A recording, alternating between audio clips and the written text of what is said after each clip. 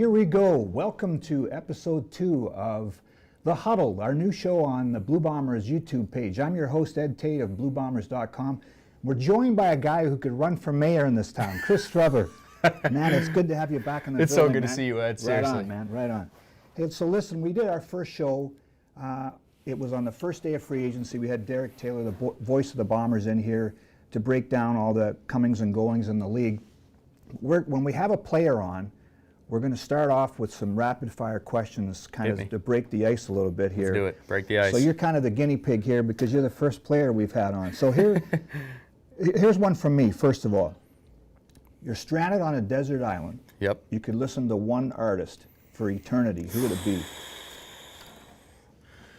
So I am such a fan of Thames, and you guys probably don't know who Thames is. She's like an African R&B pop, but the desert island, she's kind of like an island vibe, Okay. and like I've been Well, she's been like my #1 artist the past 2 or 3 years, so I think I'm gonna roll with Thames. Okay. Yeah. There was a question from a fan, Mike Goodchild, who's I think Bomberman on Twitter. I think I've met Mike Goodchild. Yeah. He wanted to know how you got your number 17 back from Reddit Cramdy. There was a little bit of back and forth there. There was a little bit of negotiation. I had to kind of work that into the contract and make sure we could figure that whole thing out, but we ended up sorting it out and making sure he was all right. Okay, I got one from Josh here, our producer. This is kind of dark, but what's your death row meal? Oh, man, that's crazy. So I think I'm just going to combine like a bunch of stuff. Like I'd have to go a little sushi. Like I love sushi. Maybe throw like some carne asada tacos in there and maybe like a little chicken parm. Like just kind of combine. I mean, we went to this little food truck spot like the other day. We were in Tulum, and I had like sushi, tacos. I had like an empanada. I was like pizza. I had a little bit of everything. So I think that's how I do my death row meal. You can have as much as you want. Empty the chamber. Okay, what movie could you quote the most? Oh man, there's a couple. But like really any Will Ferrell movie, I'm pretty dialed in. Like every time me and my dad talk, it's like Really? Will Ferrell quote. Will Ferrell quote. We were talking the other day, it's like, actually, nice little Saturday plan. You know, Home Depot, maybe Bed Bath & Beyond. I don't know if there's going to be enough time. You know, a little old school there. So every time. My sneaky good Will Ferrell is Step Brothers. I mean, Classic. Yes. You just can't go wrong. The one that people forget about too is Other Guys. Oh yeah. That's a great movie. With Wahlberg. Wahlberg. Yeah. It's a great movie. People forget about that the one. The bloopers from that are classic. They're always great because he's improv in half of it. So it's like a whole new line that they just bust out laughing. Yeah. What would your dream job be besides football? Yeah, that's obviously football, right? Yeah. Man, I really think being like a football broadcaster would be a pretty like great job. Like you get to watch football, you get to talk about ball. You don't really aren't as invested in the wins and losses. Like. And you did some with South Dakota. Yeah, right? I was doing some with South Dakota. It's actually kind of a world I'm looking to step into a little bit more as I continue to play and plant some seeds there. So. Who knows? Maybe down the future. Yeah. Okay. Let's do a couple more. Famous landmark you've seen. Oh man. You've been around a bit. You might have seen a few, hey? Yeah, I'm trying to think. I don't know if it's famous, but I went to Bali last year, and there's like this special island you can go to, and I know you guys have all probably seen it on Instagram, but it's like this island that you look down on it, and the head kind of looks like a dinosaur. And I can't remember what it's called, but it's like a really big tourist attraction. So that was like really special. And then obviously I went to Australia. I saw the Sydney Opera House. Mm-hmm. That was pretty cool too. We'll get into Australia in a little bit because you went there for Drew Wolitarsky's wedding. Okay. Yep. Thanks for that. That was good. That was excellent. So let's explore the Australia trip because when Drew Wolitarsky re-signed, I got him on the phone. He was already in Australia, and he had just found out that day that you had texted him and you were going to go all the way. Like this wasn't Sydney, this wasn't Perth or Melbourne. This was a Dunsborough. Yeah. So, first of all, tell us the road travel to get there because he was elated that you were coming. Well, okay. First of all, like I felt bad, right? Like his brothers and sister couldn't make it because they had other things going on, and it's a trek. So I'm like, you know what? I have so many like credit card miles saved up. I was saving them for something like this, and I told my girlfriend, I'm like, I got enough points. Him and his wife had come out and visited us, and we were kind of kicking the tires, and I'm like, well, we got to look at our schedule. So finally, when we locked it in, I'm like, all right, logistically, what does this look like? So you fly from Phoenix to LA, quick flight. Then it's like 15 hours from LA to Sydney. So we spent a couple days in Sydney just to kind of get our bearings, see Sydney. Then it's another 5.5 hours to Perth, which is on the west side of Australia. So we spent a couple days in a little town called Fremantle there. Super cute, like cool downtown. We went to this little island where they have all these like animals called colcas running around. They're like little tiny like squirrel, kangaroo things. It was super cute.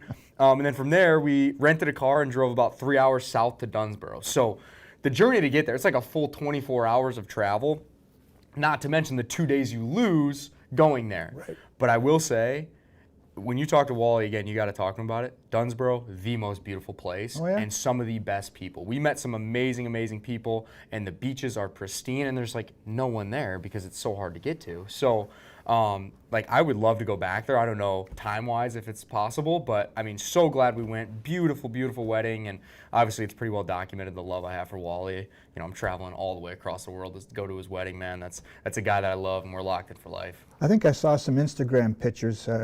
I was expecting a kind of the scene from one of the Rocky movies where you're running on the beach with Apollo Creed and jumping into each other's arms. It's a missed opportunity there. Come on, man. Next time. Next time in Dunsborough. Tell me a little bit more about your relationship, because I think that's part of the allure coming back is relationships, and he's one of your guys, right? One of my best friends, man, and like it's an interesting relationship because our journeys are super intertwined, right? So we're in college, we're roommates, and then he comes up here, I go to South Dakota, we don't really talk that much, right? And then I'm like, oh, Winnipeg's gonna sign me. Okay, I come back up here, I go to the NFL, I'm coming back here. Like, our journeys just seem to intertwine at really like important parts of our life. And so for me to get to be there on his wedding day, for someone who we've been through so many ups and downs together, like, it was just really, really special. And I was his best man at his wedding. So that's just something that I don't take lightly, and I'm just super thankful. And like his parents were there, and they're just amazing people too. And for my girlfriend to get to meet his wife and her get to know him, like, and see how we interact, like, it helps her learn about me and like our friendship. And so he's obviously one of my best friends. But I mean, there's so many guys in this building that I genuinely love. And like walking in the weight room, I see Kenny, Dembski, Willie, like those guys. And then Osh comes in, and I get to see him, and it's just like, you got love for these people, man. You win a championship and you built the culture that they have built here. There's real, true love for people in this building, and that's a big reason why I'm here. You and Wally have kind of the same,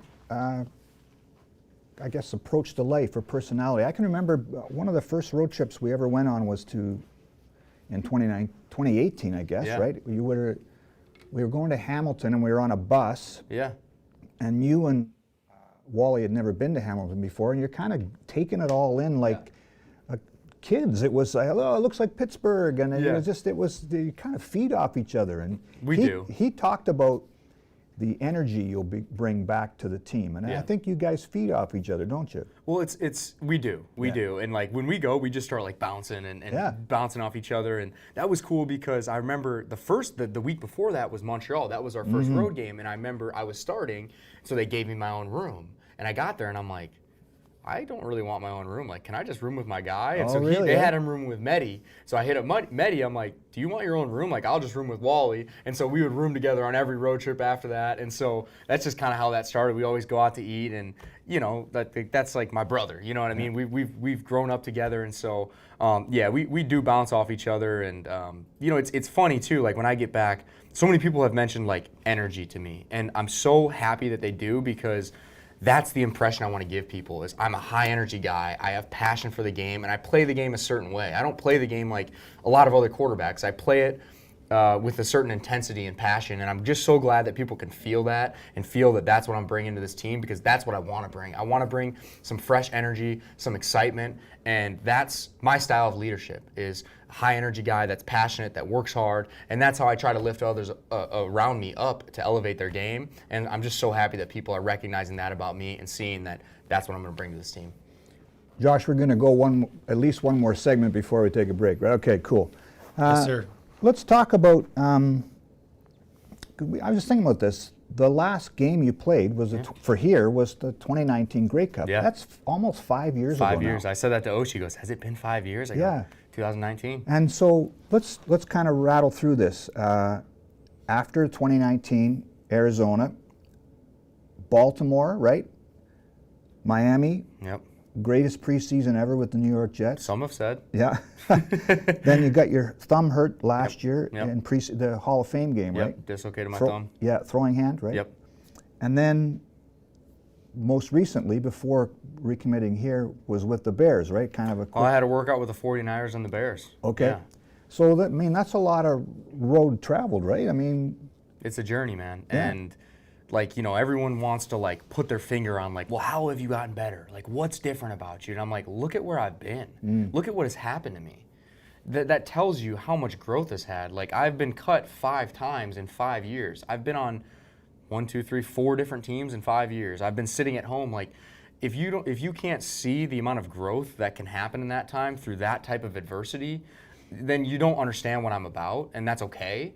But to try to put my finger on, like, well, how am I better? How am I different? All you have to do is look at what has happened to me in the last 5 years. And I'm so thankful for those experiences, both good and bad, because I got to accomplish one of my life dreams of playing in the NFL and being around some of the greatest players. But I've also gone through some of the toughest situations where I'm having a hard time getting my feet under me. I'm getting cut. I'm not getting reps. And then I have a great preseason, and I prove to myself that hard work really does pay off, and it's validated all of my process, all of these mental kind of things that I've thought I knew, but then when you put them in application and you overcome adversity, it just completely changes you as a person mentally. And so, physically I'm better in all these ways, but man, that has just been such a journey, and I'm so thankful for all of it because it's created the person that you're sitting across from today. I'm not the same guy. Yeah, it's such a healthy approach to this, man, because so many people would be bitter and twisted after getting cut like this. And then like you said, you had the great preseason with the Jets, and you stuck with the team, but it didn't,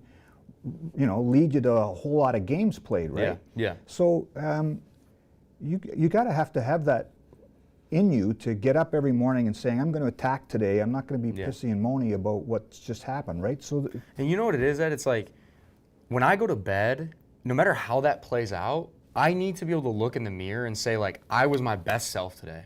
I worked as hard as I could. I was a good teammate. I had a positive attitude, no matter what was going on. And if I don't do that, I have to look in the mirror and say, I didn't do what I could have did today. And so that's what drives me, and that's what forces me to continue to keep going when things aren't good. And that's what I'm going to apply to this team is like, it's a different situation now, but I still have the same exact mindset. And there's going to be ups and downs throughout the season. It's an 18-game season. There's going to be good times and bad times. And so all those experiences are just going to help me to, from a leadership standpoint, keep, stay off the roller coaster, as they say, right? Just stay right here and understand there's a process and continue to work hard and stay consistent. And, it's changed me. And, when I left here, I was in my second year, 24 years old, coming off a championship.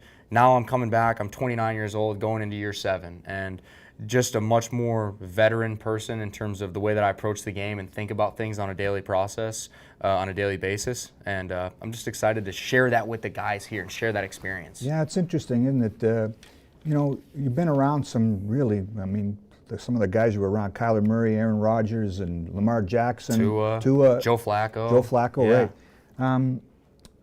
And so I'm sure as a quarterback, the student part of you is going to be soaking it all in, right? Yeah. What about when you're out taking reps? Can you still learn the game physically? Does that make sense as a question? When I'm watching guys, yeah, and when I'm out there, right? Because like I'm watching Aaron Rodgers and I'm watching some of these guys how they're playing the game, and I'm soaking that up. I'm in the back like, okay, I'm gonna apply that to my game. And so then when I go out there, it's almost like, hey, I obviously want to do my best, but like I also want to put on for those guys. Like I'm friends with these guys, and like I want to show them that I belong around them. And I felt like when I got opportunities, I did do that. And but it's been cool to get to also develop relationships outside of football with those people, because you grow up, watching these people and kind of idolizing them. And then you realize they're just people, and you go out and you have dinner with them, and you go to the movies, and you do things outside of football, and you see that they're just people like me and you, and they have interests, and they have things that make them tick, and they have motivations, and it just kind of brings more of like a human side to it of like, these people are just like me and you. Yeah. And so it's been cool to really get to develop as a professional around those guys and have them push me in the best way, but also develop friendships with some guys that, I didn't know if I'd ever get to be around. Yeah, I got to ask you about that too, because it's kind of wild, isn't it? you are playing in the CFL, you get to the NFL, and then, like you say, then you're having dinner with Aaron Rodgers. Yeah. Like, it's kind of surreal, isn't it, a little bit? It is. I mean, like, the first day I'm, like, in that meeting with him, and he's sitting right here. Like, I'm sitting here, he's sitting right there, and I just had to pinch myself a couple times, like, man, I'm sitting next to Aaron Rodgers. And then a couple days later, we're going out to the movies, we're watching John Wick 4, and I find out he's the biggest Keanu Reeves fan there is, you know? And I'm like, this dude, he can sling the ball probably better than anyone in the world, but he's just a dude just like me. And he orders his steak, you know, he gets his steak just like me, and we're just people. And so it was cool. And like, even, you know, Joe Flacco, like, he became one of my best friends on the Jets last year. Every single morning, I spoke about Thames, every single morning, we'd go in the sauna for 20 minutes, we'd throw on some Thames, we'd throw on some music, we'd hit our 5-minute cold plunge, and that's how we started the day every morning. It was me, him, and Mike White, and then we got a bunch of other guys on. And so, like, just to get to develop friendships with those guys and dudes that have been at the highest level, I mean, that's a Super Bowl MVP right there. And so to get to not only develop a friendship with him, but also, like, pick his brain and just, like, ask about his experiences, it's just cool, man. And it's been such an experience that, like, I'm so thankful for, and I still can't believe that I've gotten to do the things that I've gotten to do because, you know, when I was here in the CFL, I always talk about, you know, being focused on where your feet are. I was never thinking about the NFL when I was in the CFL. I was focused on just trying to be a great CFL quarterback. And those opportunities just came, and it turned into a, you know, a 4-year thing. And, you know, I just didn't know that that would ever happen. And, you know, it's just amazing what happens when you just put your best self out there, work hard, and focus on the opportunities you're given, and who knows where you can go. Yeah. The business side of it, I mean, it must be frustrating because, like, again, that preseason with the Jets was through the roof. Yeah. And yet there is a certain way that they do things down there, Yeah. right? And it's not just the height, weight, and speed. It's where you played, where you were drafted. And you had to kind of maneuver through all that, right? And in a way, you kind of, you talk about being cut, but you survived a lot of this. Survived a little bit. You know, Yeah. a lot of people don't survive that long, and you're exactly right. It's about who they're invested in, and that kind of dictates your opportunity. Like, a guy that's a third-round pick is not going to have the same leash as a guy that's an undrafted guy. If you're a drafted guy, you know, especially a higher round guy, I mean, your leash to show that you can do it is so much longer. And I always tell guys, it's like, when you're a drafted guy, you get to prove people right. When you're an undrafted guy, you have to prove everyone wrong. No one picked you up as an undrafted guy, so you got to prove, hey, you were all wrong. When you're drafted, you got people standing up for you in the building. All you got to do is make a couple plays and show, like, this is why we drafted him. So it's just a very different mindset of where you need to get to when you're drafted versus undrafted. And, you know, I love the CFL game. Everyone knows the respect that I have for it. It does not have the same respect down there in the NFL. People don't care about it and don't respect it the way that I do. Right. And so, you know, you're coming in as an undrafted rookie, even though you're 25 years old with a championship ring, that doesn't matter to them. You're still a rookie, and you still need to prove yourself. And, you know, I'm just thankful for the opportunities I was given immediately in Arizona, because that was kind of crazy too. Like, I went into camp, and I didn't get any reps the first couple days. Then they gave me 2 reps, and I took advantage. Then they gave me 4 reps. Then they gave me 6 reps, and then we were splitting reps by the end of camp, and I ended up being the backup. But that was never the plan. Right. They had already paid another guy to kind of be the backup, and he just wasn't performing. And so they're like, well, we got this other guy. Let's just put him in there. And it ended up working out. So thankful for that opportunity and just being able to be ready to take advantage of those when they come, you know? Yeah. Yeah. You know, the other thing that came out of it, and I'm not going to get into the financial part of it, but you got your NFL pension. And maybe just for the uninitiated, including myself, what does that mean? It's funny because I literally was talking to the customs guy yesterday. Yeah. I get off the plane, and this dude, like, immediately is like, oh, Streveler? Dude, so happy you're back. And you don't have to take it out, but, like, is the fur coat, like, in your suitcase right now? So, like, we were chopping it up, and he's like, so what's up with the pension, right? So he asked me the same question, and I think a lot of people don't know, so it's a great question. So essentially what the pension is you have to get 3 games on an active roster for 3 different seasons. So if you're active for 9 games one season, that only counts as 1 season. So my first 2 years with the Cardinals, I was on the active roster for the whole season, and then I got cut. So I had plenty of games for those 2 years. And then last year with the Jets, you know, going into the second to last game, I had 2 games on active. And so I started telling people, like, guys, man, I need 1 more game for my pension. And that's a big deal around the league. Like, it's a big accomplishment. And so word kind of started traveling. And so that's when they ended up putting me on kickoff return for the game. And they're like, look, this dude's been a great guy in the locker room. He's been working hard. Let's kind of, he can do it. Like, he's athletic, but let's kind of throw him a bone and show this guy we appreciate him. He had a great preseason. And so they threw me that bone, and I ended up, getting my third game, which was such a big accomplishment. But again, what it is, so essentially, just for numbers' sake, for every year that you have in the NFL, you get like $1,000 a month after you're 50. So for someone with 3 years, it would be like, after I'm 50, I'll get like $3,000 a month every month after I'm 50. Mm-hmm. It's not crazy, but everyone thinks it's like this pension that's like, oh, this dude's set for life. No, it's not about that. The biggest thing is like the health benefits and being able to be linked in with the PA and all of their programs. So like I have insurance through the NFL, which is great insurance, so I'm able to stay on that. I'm also able to be involved with like all the PA events. I also have some like continuing education benefits that they do. So there's like, I want to say for every accredited season, you get something like 20 grand for a year where you can like go back to college and do some stuff. So I just went to this business combine and used up some of that. So there's some really cool benefits with it, but I think it is important for people to see like, okay, like just because I have my pension doesn't mean that I'm like getting $100,000, a month here or anything like that. Like I'm not getting anything from that except for the insurance that I have. I'll get a couple $1,000 a month after I'm 50, but this isn't like retire for life off of that. Yeah. It is kind of cool that the Jets did you the solid there, right? Dude, and they did me a solid earlier in that year because, all the times I've been cut's well documented. So we're like halfway through the season, and it's like we're about to play the Patriots, and we just finished walkthrough on Saturday before the game. And I'm going through my normal routine. I always did like a little extra throwing and like some core and some stretching, like because I knew I wasn't going to play in the game.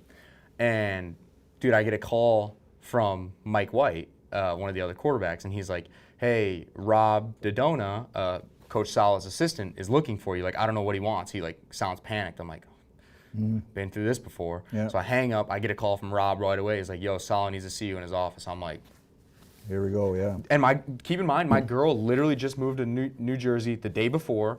My dad was en route to bring my dog to New Jersey. So, like, I had my dog. Like, this is week 9 of the season. I'm like, okay, I'm going to be here. Because I don't count my chickens before they hatch in that business. I'm like, let's all make sure I'm settled before I move my life here. Yep. So they're on the way. I go into Salah's office. I'm like, heart pounding out of my chest. I'm like, here we go. He's like, hey, man, just sit down, man. I just want to chat with you for a second. I'm like, yeah, what's up, coach? He's like, I just want to let you know, like, you've been doing a great job. So we're going to actually elevate you for this game. You're going to be inactive, but, like, you've just been working so hard. We want to get you, like, a real active game check and just show you our appreciation. I'm like, wow. Coach, I'm thinking I'm about to get cut right now, and you're telling me I'm about to make active money for this game? Like, thank you so much. And so they actually threw me a bone earlier in that season. And then I played against the Jaguars on Thursday night, which that's a whole nother crazy story I can tell you.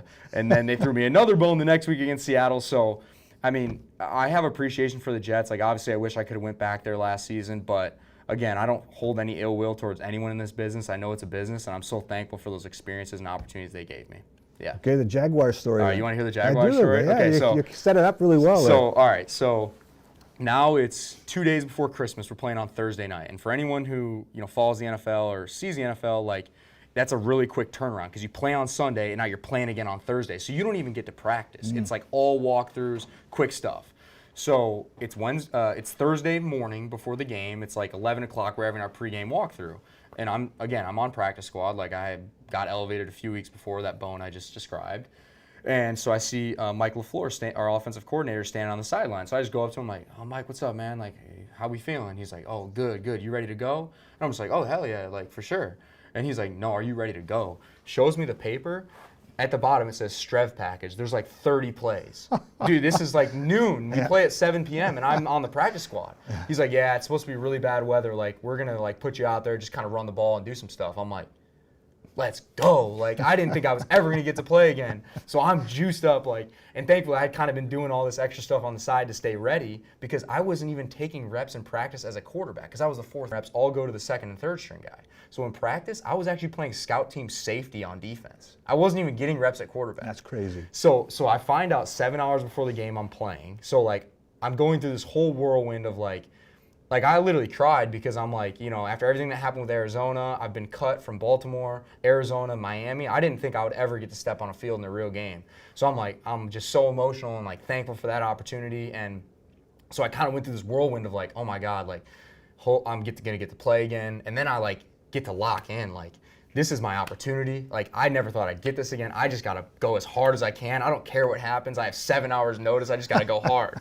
And so, one thing leads to another. I end up kind of playing in the fourth quarter, and I think I ended up like leading the team and passing and rushing for the game. Like, but my whole mindset was like, I haven't practiced. This game plan got put in 6 hours ago. We've never repped these plays. I'm just going to try to run people up. And one that, I'm thankful for, but it just came about so last minute. Yeah. I could just, when we saw you running over people down there, it just reminded me of the Banjo Bowl up here, right? Yeah. Yeah, that's the one.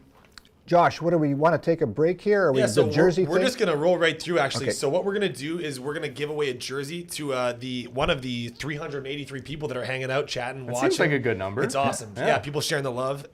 So we're going to give away, first here, we're going to give away this Nick Dembski jersey. Dembski. So if you want to win the Nick Dembski jersey, you do have to be able to come pick it up at the store, at the Bomber Stadium, the new store, I should add. Freshly renovated. It's awesome. So you have to be able to come down and pick it up. But if you want to win the Nick Dembski jersey, just drop Dembski in the chat here on YouTube. And while you're doing that, we're going to ask Chris a few more questions that have popped up in the chat. So Dembski in the chat to enter the jersey giveaway.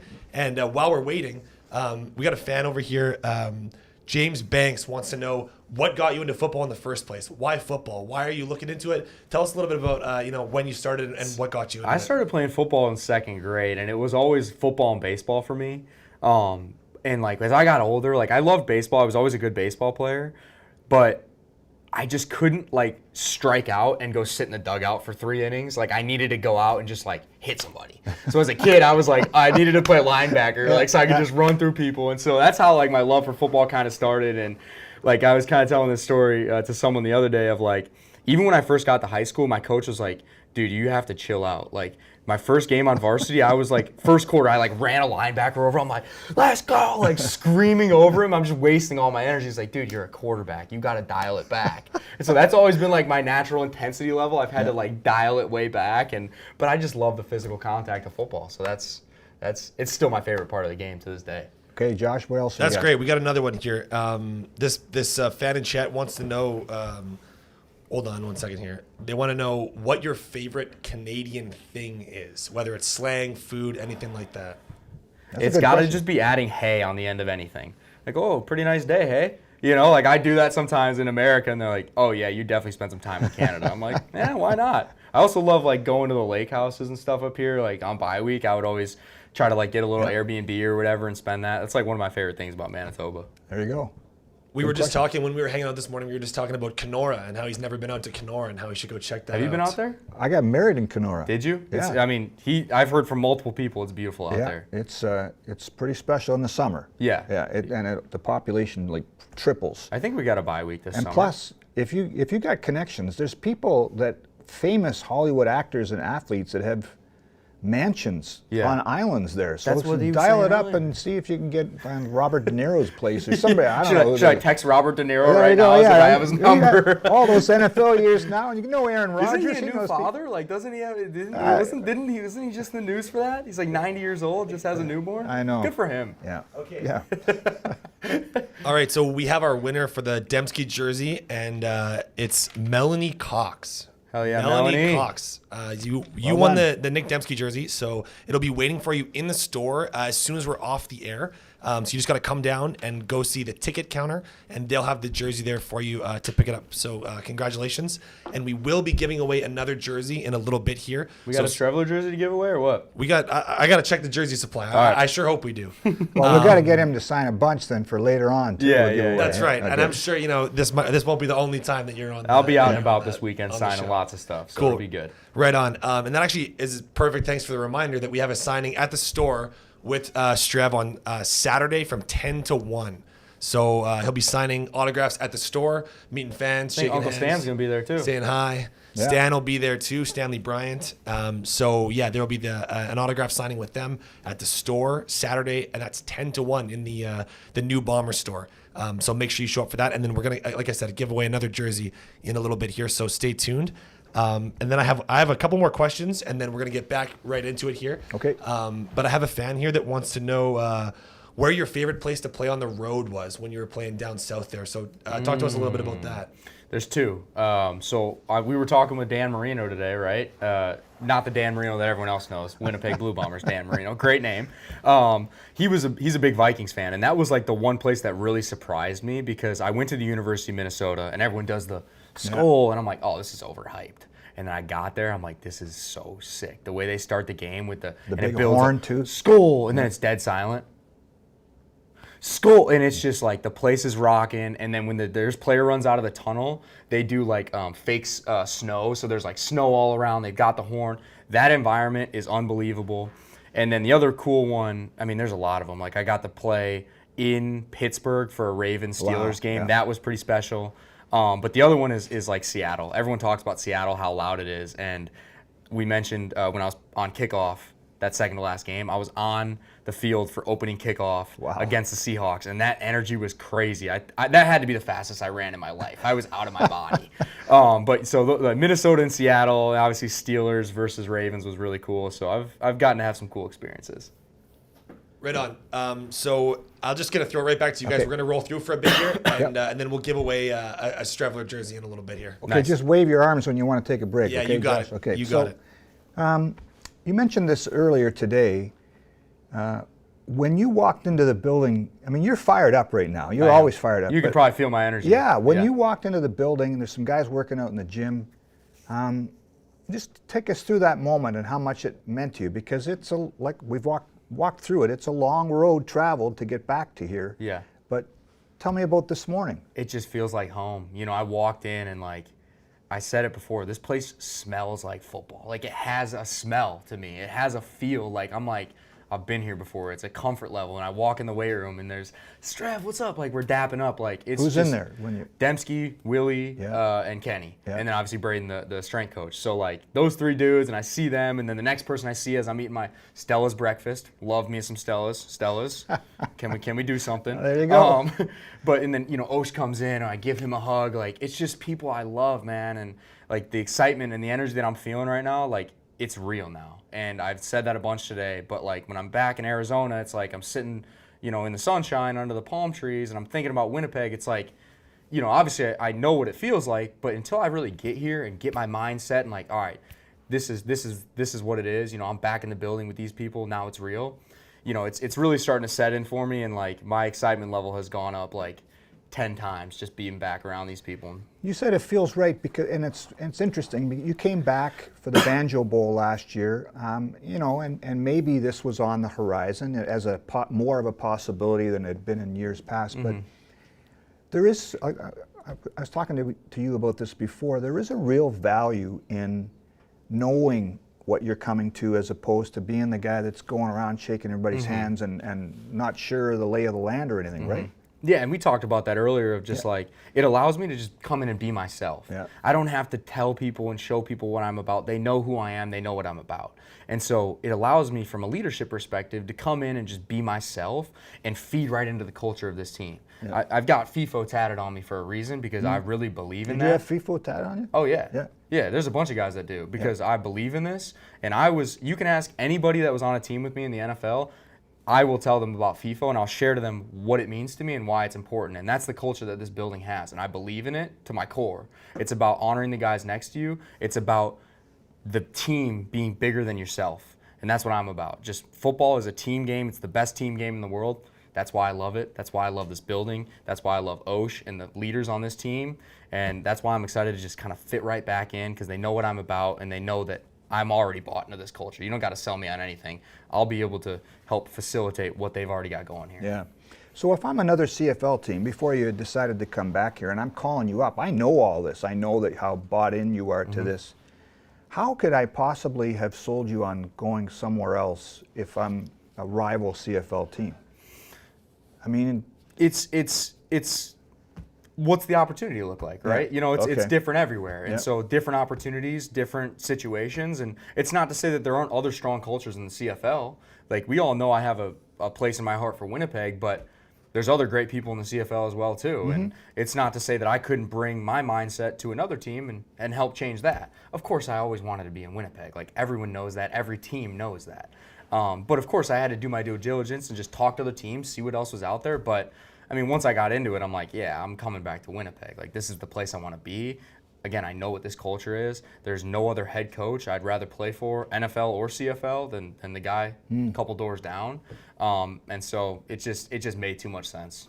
You know, I wonder if in your 5 years in the NFL, as much as you did like it here in 2018-19, you start to grow to appreciate it even more than you're away. You mentioned Ocean not wanting to play for the best coach that you play for, maybe.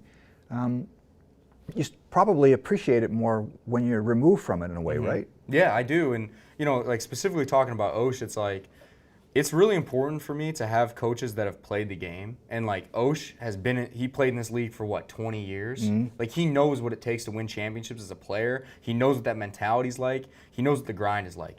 Buck Pierce played the game at the highest level. He played here for a long time. He knows what that's like. So to me, especially as a quarterback, I just love playing for people who have played the game at the highest level because they know what that's like. And it's really hard to understand what it's like truly on a day-to-day basis if you haven't played. And so that's why I have the respect for him that I do, among other reasons. But both those guys and so many other people in this building, man, they've played the game, they've been there, and they know what it takes to win championships. Yeah. You know, the 5 years that you're away, you brought this up today. It's an interesting point because when you got here, I remember, I mean, Lapo was one of the guys that wanted to bring you in. He was, yeah. Yeah, and you, I mean, I'm an old man, so it sounds stupid to say this, but you were like a little kid almost when you first got here, right? Compared to what you are now. There's a lot. In football years, this is a long time, well, right? We said it earlier. Yeah. Football years are dog years. Yeah. One football year is like 7 years. Right. And so the amount of growth in 5 years is a lot of growth, especially when you're bouncing from team to team and being forced to fit in. Like, you really find out about yourself and when things aren't going your way. And I actually gave a talk this morning, and that was one of the things I said is life's easy when things are going good. Who are you when things are not going good? That's when you find out your true character and what you're about. And that's what I had to find out. And I've uncovered a lot about myself through that time, and I've grown a lot. And I'm not the same player, not the same person I was in 2019 when I left. I'm much more mature, and I know my values as a person, and I know the value I bring to a team. And that's exciting. Like, I was kind of just bright-eyed and bushy-tailed when I got here in 2018, like excited to play football. But now I understand what it takes to win a championship. I understand the grind of a season.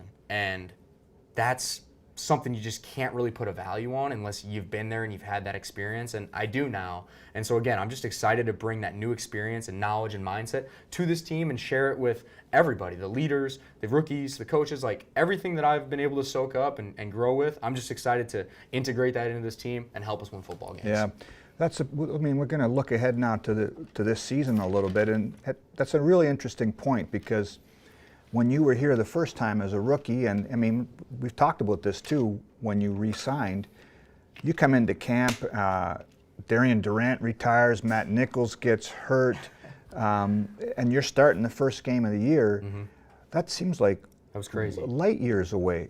And now it's a completely different role for you when you walk into the room. There's guys that are Strev, and they're going to listen to you more. You're not the rookie trying to fit in, right? It's something I don't take for granted, man. Yeah? I don't take that for granted at all, the fact that I get to be in a leadership position, because I remember how that felt. And I was just that guy in an NFL team where I'm like trying to fit in and trying to like show guys what I'm about. So I don't take that for granted, like being appreciated in a building. I haven't had that because I'm always that guy that's like fighting for a roster spot. And it's like, oh, well, I guess we'll put you on the P squad. Like here, they appreciate me. They appreciate my energy and the intensity and the way that I play the game. And it's just exciting, man. And like, you know, that opportunity that I got in 2018 with Darian Durant retiring and Matt Nichols getting hurt, like I always point back to that as something where I was at the right place at the right time, ready to take advantage of an opportunity. And had I not been, we would not be having this conversation about me being in the NFL. This place and that opportunity opened the door for going down there, because without that, who knows what happens, right? And so I don't lose perspective on how I got to where I got to. It's not like I'm like, well, yeah, I did everything. No, I was given some great opportunities by a great organization, and I had teammates around me that helped me. Like, it's not just me making things happen. It's just these opportunities, being at the right place at the right time with the right people around me to take advantage. Yeah, that's a nice way to put it, but you're also, I think, underselling yourself a little bit there because, I mean, the stars align, but then for you, but sometimes they didn't. And you have to grind through it too, right? That's part of the maturation you're talking about, right? You didn't have anything handed to you. You even haven't had anything handed to you. I like that, though. It creates a mindset of, you work for it. Go get it. Work for what you got. I don't want to be handed anything. And, when I see some guys that are, first round picks and they walk around thinking they got it hard or like someone's doing them wrong, I'm like, do you know where guys like me and guys like that guy came from? This dude was a minicamp tryout guy. I had to go to the CFL. I didn't even have a minicamp tryout coming out of college. Right. And you're complaining you got a $20 million signing bonus and you think it's hard? You don't understand. And so that's given me the perspective of appreciation for every opportunity I get. NFL, CFL, nothing's ever been given to me. So every opportunity I get, I'm so thankful and I'm ready to take advantage of the best of my ability. Well, you got the energy just flows from you, man. So like, when you get up in the morning, you talked about being in Miami at a business conference. You probably have a million things. It's not just I'm all in on football, right? Yeah. Well, we kind of talked about earlier too of I'm co-founder of a quarterback coaching business in Arizona. We do in-person, we do virtual training. Actually just locked in my first out-of-state camp, so I'm going to run a football camp in South Dakota, May 4th and 5th, and then come right up for camp, so I'm excited about that. I did some broadcasting stuff, got to call a game on radio this year, which I had a great time doing. Did some other smaller stuff for the University of South Dakota. Got my first investment property this year. Just did a public speaking gig this morning. So, man, I'm just like, I just want to get in front of people. I want to connect with people, and that energizes me, man. So like when I was down at this business conference, I'm just going up to people, talking with them, connecting, and just sharing my mindset and what I'm about. And what's the business conference? Like, what is it? So it's through this company called PAC, Pro Athlete Community, and I got in touch with that company through the former director of player engagement for the Miami Dolphins. Great guy. He's now with the San Antonio Spurs.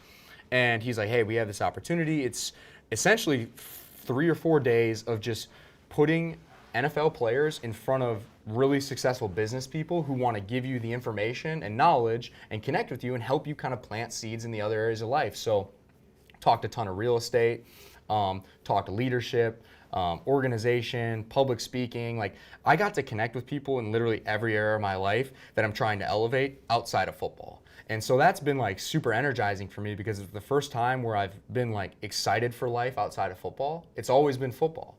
I've been a professional for 7 years. I've been playing football for 20 years. So it's always been like football. And now I have these seeds and these amazing people around me that are going to help me continue to elevate these areas while I'm still playing. And so I love to stay busy, and I just, again, want to continue to like put myself out there and put my mindset and share my journey with people because I think it is relatable whether people are in sports or outside of sports because it's a story that's based off of overcoming adversity, working hard, and taking advantage of opportunities. I think anyone can relate to that. Man, when you go to bed at night, you might just fall asleep instantly. I do. You should ask my girl. Like, we lay down. She's like, "Do you want to watch a movie?" I'm like, "Sure." Gone. She's like, because "How do you fall are asleep?" 1,000 miles an hour from the minute you walked in this room. Yeah, I'm excited. Yeah. Like I've said it a million times today, and this is the energy I try to bring. Like I want to empty the tank every single day because then I can look in the mirror and say, I did everything I could today to be the best that I could be, and I can live with that. I know were asked this question earlier today about what we might see from you on the field or what your role might be and all that stuff, and you don't seem too, other than being a leader, you don't seem too concerned about any of that stuff. I'm truthfully is not. that? Yeah? I'm not because over the course of my life and my career, I understand that opportunities present themselves. You don't have to worry about what your opportunity is going to be. It's going to come. It's going to come. These guys that are worried about, oh, what's my playing time? What's my role? Like, you're worrying about the wrong things. You need to worry about being the best version of you and showing up when that opportunity comes, because it's going to come. And so that's what I'm concerned about, man. I'm focused on my own process, and those opportunities on the field are going to present themselves organically. And when they do, I'll be ready to take advantage of them. Yeah. We kind of touched on this a little bit earlier, Strev, but how do you think you've changed as a quarterback? Not just the ability to process and what you see and what you bring. What else has changed? Well, I think I honestly think the most important thing as a quarterback is being able to process information. And so the longer you stay around this game, the more you see things, the more you can process. So I think that that's definitely gotten better. And obviously, I mentioned it earlier too, like having 5 years to continue to work on my craft and get better, as an athlete, as a passer, as a runner, all of these things I've gotten better at. So, I think that passing the ball, of course I've gotten better at running the ball. I'm older, I'm more experienced. I've played the game longer at the professional level. So of course I've gotten better. But to me, quarterback is so much more than that. It's not just like, oh, he can throw the ball further, he can play better quarterback. Like there's guys that can throw the ball further than me and do better things than me that maybe aren't a better quarterback, right? And so to me, it's like, it's silly to just try to put my finger on like one thing. I've gotten better at this, where I think quarterback is such a total package thing. Yeah, I think anybody gets, if you're working at your craft for 5 years, over 5 years, you're going to get better at it. You would hope so. Compare yourself to where you are right now then to that first ever start for the Bombers. I mean, it must be night and day in your mind, right? Yeah, man. It's like, that was kind of just trial by fire. Like, I didn't even know the rules of the game at that time. They just like threw me out there and I'm like, well, there's a 3-minute warning instead of 2-minute warning, like I had no idea. So, it's completely different night and day, and the composure and the mental piece of it and having a process of how to be a professional. I was still learning. Like, I talked about that this morning too when I was speaking to that group. Like, I didn't even know how to be a pro. Like Matt Nichols, shout out to him, man. Like 5 a.m. club. Every morning we started watching film at 5 a.m. and that's what taught me, like, dude, you got to be a pro. Like, you got to watch film consistently and come in and study the game. Like, this is what it looks like to be a pro quarterback. It's not just about showing up on game day and making it happen. Like, this is the process throughout the week that you got to have. And obviously I've added other things that are important to me. And, I'm not saying getting up at 5 a.m. is the be all end all, but everyone has their own process. And I've been able to refine mine to the point where I feel very confident in my ability to be ready for a game. I think you mentioned the customs guy was asking you about the fur coat, and that was such a fun moment. And not just right after the game coming out of the locker room there at McMahon Stadium, but at the parade and everything. That's a cool part of your history, but now it's time to write another chapter, isn't it? Of course. Yeah. Of course. Here, and write another chapter here. Here. Yeah. And, it's funny because, like, I think that's, like, my lasting image of, people, like, in Winnipeg are like, a fur coat, crazy party guy, like, Grey Cup. And it's like, yeah, that was an amazing time. Like, if we win another championship, of course I'm going to celebrate. I'm going to have a great time. But that's not who I am. Like, I'm so much more than that. I'm a professional, and that's what I want to portray to people. And so, man, it's that stuff's in the past. Like, I'm okay talking about it, and like it's fun to reminisce. But like, I'm focused on what's coming down the road. I'm not like trying to live in the past with the fur coat and stuff. Like, again, it's fun for the fans and they love it. But like, we have more things that we want to accomplish. Yeah. When you walk into the room here already, and Stanley Bryant was asked about this too today, you're rejoining a team that's won a couple championships. You were part of one of them, but also lost the last two. And when I was talking to Wally when he signed again, he talked about how guys are hurting. It was still January when I talked to him. But do you have to, as a guy coming back in, do you have to kind of dance around that, address it, ignore it? No. No? No, it's part of what's happening. It's part of the motivation. Like, if that doesn't motivate you to go harder, like the most painful things motivate you the hardest. Where I come in is, obviously I wasn't part of that, but I love these guys, man, and I followed along, and it hurt me too. Obviously not on the level of being on the team, but I want to see my guys win. I want to see my guys win 4 straight, of course. So when they don't, it hurts me too. But what I bring is like, just again, fresh energy. Like, sometimes I think when you lose a couple Grey Cups in a row in kind of heartbreaking fashion, it's like, it's draining. Like Wally said, it's hard, it's heartbreaking, and so. For somebody like myself who's a high energy guy, positive guy, to come in and just kind of bring that new energy, that fresh energy into the building, especially when there's a lot of veteran guys that have been here, I think that's really the value that I'm going to bring in terms of just re-energizing guys and bringing some excitement to the locker room. And I think guys are going to be able to feel that from me. Yeah, I think we're getting close here, but we want to get over to some fan questions here. Here we go. So to start us off, it's actually from the beginning of the stream, but I'm going to tee you up here before we get a little bit more. So Mike says, "Hey Chris, what's the story with you almost quitting football when you were with Minnesota? I heard the story from Drew Wolitarsky. Can you tell us a little bit about what that was?" It's not that I almost quit. It was like I was I wasn't playing. And so my first game I ever played at Minnesota, this is another good story. I was 1 for 7 with 7 yards, and I had 175 rushing yards. I threw 1 completion, and can anyone guess who that 1 completion was to? Drew Wolitarsky. So after that, I like never played again, and I was like, well, what's going on? And so I was like kind of going down the rabbit hole. I was like playing receiver, special teams, and I'm like, maybe I just like go into the Marines and like be a Navy SEAL. Like I was kind of going down that rabbit hole, and eventually I'm like, okay, you know what? Let me at least try to transfer and like see what football looks like for me. I know I love the game, and then obviously once I transferred and started thinking about playing quarterback again, I'm like, man, I love the sport. I love this position. But there was a thought in my head where I'm like, maybe I'll just be a Navy SEAL. Like I got something to give, and so I was. It's funny, man. That's like that's a back road story right there. Not everyone knows that one. So next, we're actually gonna do our Strev jersey giveaway now. So we don't have it here in studio, but we do have it up in the store. So we're gonna give away that Strev jersey. And this time, if you guys want to win that, you got to drop an interesting question in the chat. It's not just a word. Drop a good question. You don't get to just type a. There's nothing better than that Minnesota question. That was a pretty good question, man. That's deep. That was well researched. Yeah. So if you guys have a question in chat, put a question. We're going to read off some questions. Strev's going to answer some questions, and then we're going to give a jersey away to a lucky fan who asked a really good question in chat. So start dropping those in, and then we actually have some from earlier too. And so we're just going to rattle off some of those while we're waiting. Cool. So someone wants to know, what was it like working with Cliff Kingsbury in the NFL? Yeah, I mean, he's a heck of an offensive mind. Former Bomber quarterback. And that's what we initially Briefly connected on. Yeah. Like, when I was there for the workout, he's like, go Bombers. I'm like, what? He's like, yeah, I played there for a little bit. Yeah. I don't think he spoke as fondly about his time in the CFL. Probably not. But, yeah, I mean, he's a great offensive mind. The stuff that he would cook up on a week-to-week basis was pretty impressive, and he's got a great work ethic. He was always in at, like, 3 a.m. watching film and stuff like that. So, obviously, he gave me an unbelievable opportunity in the NFL, and for that, I'm forever thankful. Right on. Our next fan, Bernice, wants to know how excited are you to prep and play with Zach Collaros and get in that quarterback room? Yeah, I love Zach. I mean, everyone knows, like, we had the 2019 run together, and I got to see him during Banjo Bowl, and, like, I just have so much respect for him as a player and a person.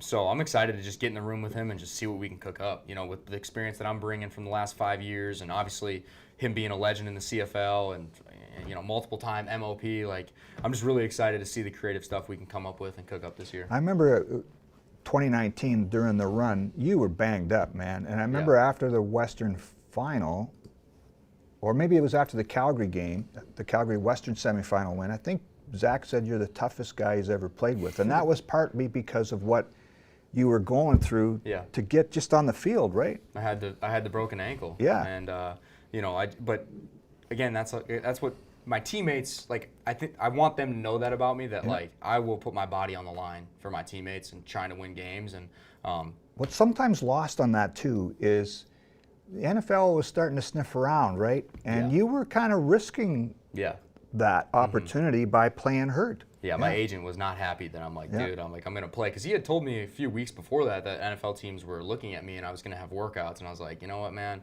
I just want to win this cup. Live in the moment a bit. Live in the moment, man. Be present where your feet are and take advantage. And it actually, you know, it ended up working out, obviously. But I had about 10 teams that wanted me to work out after the season. And since I missed that window, I only ended up working out for 3. Wow. And obviously it worked out, and, you know, I ended up getting contracts. But, yeah, it was a gamble at the time, but one that, you know, obviously I'm so thankful I did, because that was something that was special, helped, you know, first championship in 29 years, and then kind of catapulted everything moving forward. And so obviously wouldn't change a thing about it. All right, Lisa R. wants to know, what's your most memorable moment from your previous seasons with the Bombers? It was the semifinal game. I mean, that was the biggest hurdle I had to overcome in my professional career to that point, of like 2 weeks before I'm getting the call saying I'm done for the season, to now I'm getting to go score basically the game-clinching touchdown in a playoff game against the team that was the team to beat up to that point, really. That's right. And so, man, that's like, to this day, even with everything in the NFL, that's one of my favorite football memories. Obviously, winning that Grey Cup is still extremely special too. But, you know, that was a game that was just like really important for us to kind of get over that Calgary hump and, kind of propelled us into the Grey Cup there. And it will forever be one of my favorite games. So that touchdown run and then the celebration, that's going to run on a Bomber highlight loop forever. You can see the energy coming out. Like, you can see the frustration and the pain coming out of me. I've never acted that after touchdown. I'm fist bumping. I'm screaming. It's -10. Like, that's just pure raw emotion. Like, I'm like tearing up in my eyes because like I know what those 16 days leading up to that were like. You're out for the season. And then I'm like, no, man, I'm going to come back. And then they finally let me like work out, and I'm like, I'm not going to show pain. Like, I got to get out there, and then to get to play that type of role in that game, because I didn't know what type of role I was going to play. It ended up being -10 degrees, and I ran the ball. We ran the ball probably 40 times that game. Right. And so just to get to play that type of role in that type of game, and getting to win that game with the team, it just meant everything to me. I mean, a couple weeks later in the Grey Cup, you're throwing a touchdown pass to Andrew Harris. You're catching a pass, running. That's wild, man. All on a bad leg, right? What the hell? Well, we want a ring out of it. There you go. That's what's important. Where is your ring? What do you do with it? It's at my dad's house in South Carolina. Okay. With all the moving around I've been doing, I'm like, can you just keep this in one place? Because God forbid I don't want to lose that. Now I've got a home base in Arizona. I'll probably have to get a nice display case in my office and display that thing. I'm proud of it. Right on. More questions, Yeah, Josh? we got time for a few more here. Lots of questions flying in, so we're not going to be able to get to all of them, of course, but we're going to get to as many as we can here. Rocco wants to know, what does your future hold after your playing career? Do you have any interest in coaching youth sports? Well, I mean, ground-up quarterback training. I mean, we kind of talked about it. Out in Arizona, I'm coaching, coaching quarterbacks out there. Again, just got my first investment property. I'm looking to expand that this year. Doing some public speaking. I'm really trying to just kind of share my journey, mindset, perspective. Broadcasting. I'm kind of thinking about maybe writing a book. So, just a little bit of everything, man. I just want to continue to put myself out there and let what's for me come for me. Right on. And then Sarah Rempel wants to know, what's the best piece of advice you've gotten from Coach O'Shea? That's a big question. That's tough. That's a big question.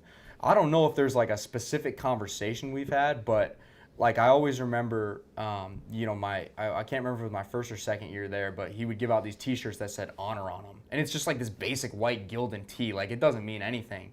But when you get that T-shirt, that's like the biggest sign of respect that you can get from that man and people in that locker room, because it's about honoring your teammates. And that's what he's about. And so I'll never forget when he gave me that shirt, like just what that really meant to me, that I honored my teammates with the way that I played the game.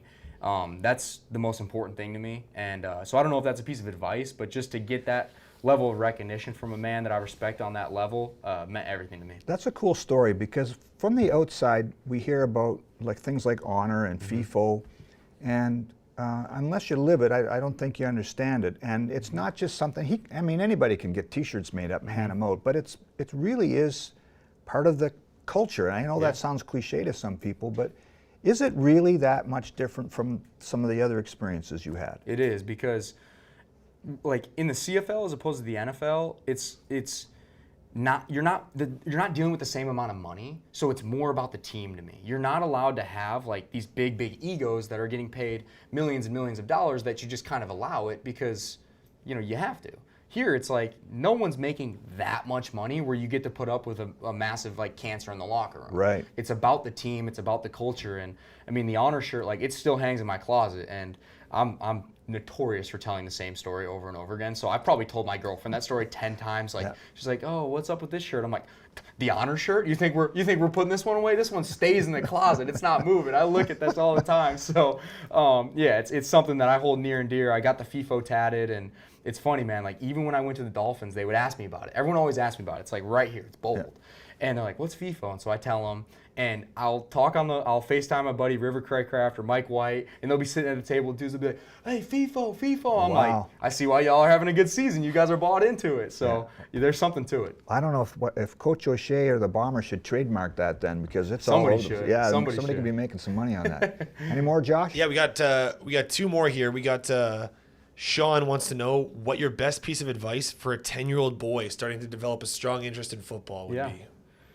Just keep working hard and just have fun, right? Like when you're 10 years old, and I'm seeing it now with these kids I'm coaching, it's like these parents, they're putting a lot of pressure on their kids to like be good at 10 years old, and it's like, have fun with the game. Don't make it too serious, because the minute you make it too serious and it doesn't become fun, it's just like, it becomes a chore. You're a kid. Have fun, play different sports, and just if you're a great football player or you love football, you're going to figure that out. But just have fun and just have fun with the game and play, and don't take it too serious until you're starting to get older and you really know that's what you want to do. But man, just keep having fun, and as you get older, just keep working hard. That's great advice, man. I can remember when my kids started playing sports. My oldest was playing soccer, I don't know, maybe 6 or 5, and he's doing the classic picking dandelions while he's playing goal or something. And I'm thinking, focus, what's wrong with you? And then I'm thinking, wait a minute, what's wrong with me? He's 5 years old, he can pick dandelions. Anyway, that's really good advice. And then we have our winning question. It's a great question. It comes from Leslie Wilson. So it's from Leslie Wilson. She's got a great question in the chat.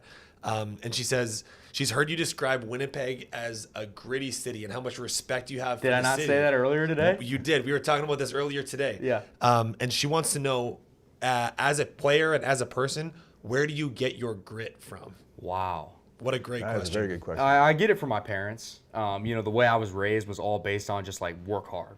Work hard, work hard. If you can't do anything, just work hard, and that's going to happen. And I've seen that with my own parents, and my dad, the way that he's grinded his way up for 25 years, just grinding and grinding, and he's still grinding to this day. What does your dad do? So he's started off as a salesman, and now he's worked his way up to VP of North American sales of doing he's really worked his way up, just climbing the ladder and grinding. And he's worked really hard. When I was growing up, we were living in Illinois. And he would fly to South Carolina every week to go work down there and then fly back up to our family. And, as a kid, you don't really understand what that means until you get older and you start having a little bit more perspective of the sacrifices that, he's made and my mom's made, giving me every opportunity I can to be successful. And so I think that's where I get my grit. But also just like, I've always been loved the physicality of football, and I remember when I was in 4th grade, we had football tryouts, and I had bruises all over my arms, and my teacher literally called Child Protective Services on my parents because they're like, "What's this kid all bruised up at football in class?" And it was just because I was just trying to run people over at football tryouts, and so it's always partially been in me. But even my grandpa, he was a hardworking man. It was a farming family. It's just a hardworking family, and so I think that's where I get my grit from. But that's why I love Winnipeg. That's what I always tell people. They have great people, and it's a gritty city, and I'm driving around, I'm like, man, there's salt all over these cars. These potholes suck. I love it. I'm so happy to be back. I'm not sure the tourists in Winnipeg will put that on a T-shirt or anything, but I like it. I like it. Are we good, Josh? That's great. Hey. So the last thing we want to do here is just open the floor up to Chris. If there's anything we didn't cover, we didn't talk about, what do you got going on? You want to tell the people what's going on? Yeah. Why are you here this weekend? You mentioned earlier you got to get your visa. Yeah, but I got what my else work visa. Doing a bunch of signings. I think I'm going to a Jets game. I'm gonna be kind of just running around the city, just meeting people. So I don't know. I mean, on social media, we'll kind of be putting stuff up, and I try to repost everything on mine. I'm sure the Bombers will be, but I just want to see fans. I want to interact with you guys. That's a big reason why I'm here, and just get you guys excited. I feed off your excitement for the season, and I just want to continue to build that. That way when we get into May, we can hit the ground running. So please, please, please, if you got some time this weekend, check out the events that we're going to be at. I know we're doing some autograph signings, popping up at some other spots. Please stop by. I'll do my best to interact with everyone, sign as many autographs as I can, take pictures with you guys. I genuinely love meeting you, so please, please pull up. Yeah, that's 10 to 1. 10 to 1 on Saturday at the Bomber store. Strav will be there. Stanley Bryant will be there. It's going to be a big autograph signing, so make sure you come down. And I know when I was here for the Banjo Bowl, they had to cut the line off last time. I didn't get to everyone. I will do my best to get to everyone. And if you got cut off at the Banjo Bowl, just let me know, hey, I got cut off. I'll do my best to make time for you, seriously. The energy you bring, it's infectious. I can't wait for training camp to see. Look at that smile, man. We're getting excited, man. Let's go. Be good. Hey, listen, we're going to do a show next week, too. I just want to tease that. From the CFL Combine is here at the Winnipeg Soccer Federation North.